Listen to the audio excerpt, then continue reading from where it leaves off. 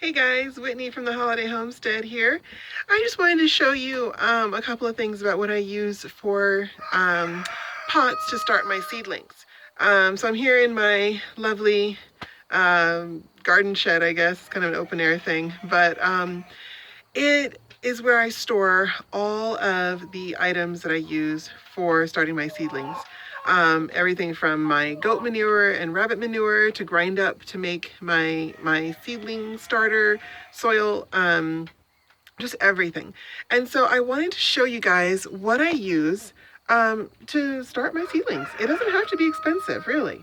So look, right here, this is, I think, a container that used to hold frosting. This was a frosting container at one point. And I poked some holes in the bottom, drilled some holes, and now I've got a container that I can start a couple of seedlings in. And I've got 3 of these.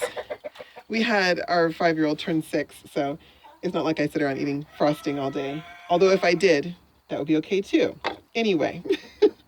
So the next is some random containers that I think my mother-in-law gave me from wheatgrass. Yeah, so just a random container. It's got holes in it. It's about the right size. I saved it. Then of course my handy dandy, super trusty yogurt containers. I use these almost exclusively. They are 32-ounce yogurt containers, and they just are great because they hold so much. They're kind of narrow, so they fit in my windowsill where I start my seedlings. But also, they are deep enough that my roots can get a really good start. And then they're wide enough that I can get the seedling out when I'm ready to take it out and put it in the ground.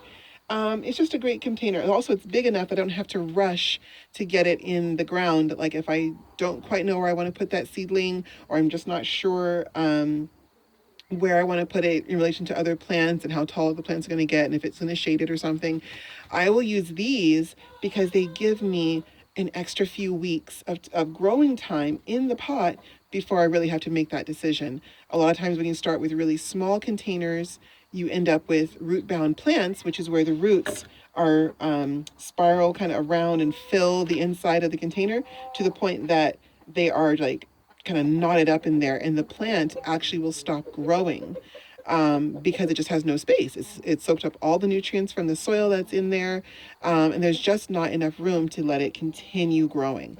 And so when you get a root-bound plant that's really bad, and then you try to put it in the ground, a lot of times that plant has already sustained a lot of stress and a lot of damage, and it's not going to be your best plant, even if it does kind of survive.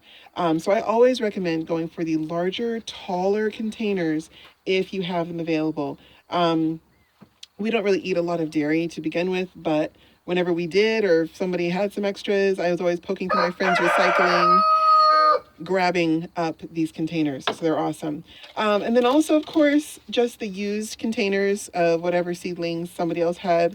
My dad gave me these, and he gave me probably, I don't know, 50 of them or something from the stuff that he planted in his garden. And I'll take them. Hey, they're great. They're fantastic size, and they fit about 2 plants, I'd say.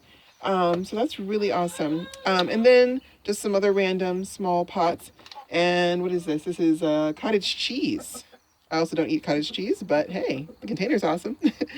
Anyway, and then of course all you do is just take these and you just poke the holes in the bottom with a little drill there, and make sure your holes are pretty large enough to get water through. You don't want tiny little holes because they'll get clogged up really easily with the soil, and then they won't drain anything for you.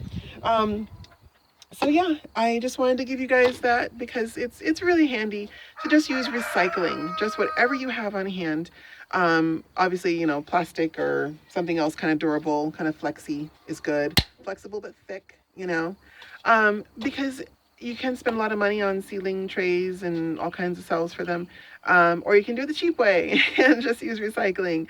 It does work. And we are about 80% efficient or self-sufficient on our own property with our food and with our meat and our vegetables, not with our fruit, but with our meat and our vegetables. And it all starts with random little containers that are free. So, hey, anyway, so hope that helps, guys. Get started. Garden. plant something and enjoy it. Anyway, bye.